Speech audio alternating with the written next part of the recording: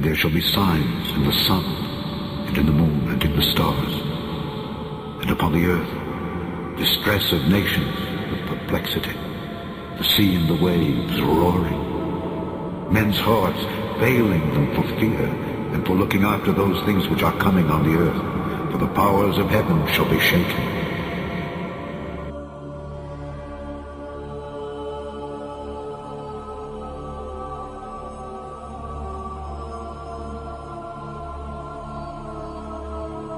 Watch ye therefore, and pray always, that ye may be accounted worthy to escape all these things that shall come to pass, and to stand before the Son of Man.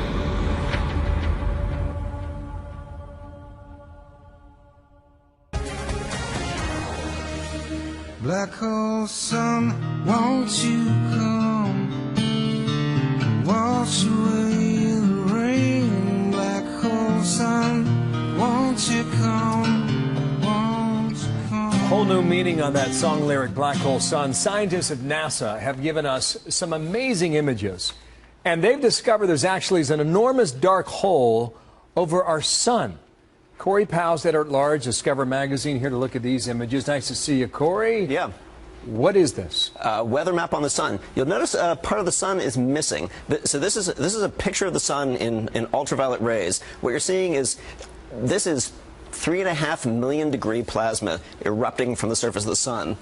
This part that's missing, the reason it's dark, is that whole chunk of the sun basically ripped off, blew out, and is coming our way at about 2 million miles an hour. Our way? Our way. That doesn't sound good. Well, I mean, this kind of thing happens all the time, but you don't very often see something that big. So I'm going to go all Carl Sagan on you here for a second. So this is about 80 times as wide as the Earth. If you're looking at the Earth on this scale, it's about that large. So this is an incredible chunk of the sun that's flying out. What happens when it hits our planet, it causes auroras, it wiggles the magnetic field.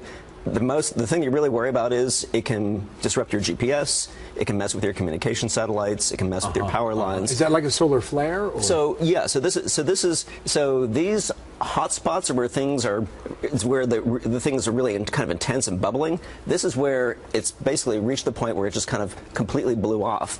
You're actually not seeing the hot gas here because it's no longer around the sun. It's coming into our face. Did we ever know this before, or did we not take note of it? Well, we know it's really very recent that we've even been able to see these things, and so we kind of knew, you know, there's this constant low-level thing, you know, a few $1 million a year damages, more or less, just our solar satellites, power lines, things. We knew that the sun was messing with us, and we didn't exactly know why. Now you see why. And the real worry is, this is actually, believe it or not, this is a small one. This is a minor one. Wow. Can you tell us what this means then? So what this means is, this is what the sun does all the time, and we don't really know why it does it. There's an 11-year cycle of solar activity, and right now we're going into a time of peak activity. And that's when all those things I was talking about before, you know, we really need to watch for your power lines, your satellites, for all that. But you just said something there. You said it happens all the time. If it happens all the time, is there a real risk to us?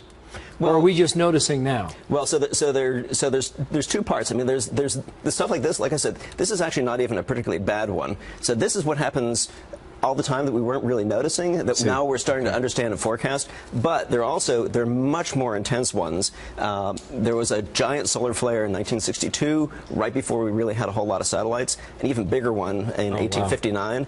And if something like that happened again, that could cause a global blackout. You always talk about, you know, solar flares as the biggest danger on a large scale. So we will see. Corey, thank you. Excellent explanation. Oh, well, thank you. And we'll call you Carl Sagan next time, okay?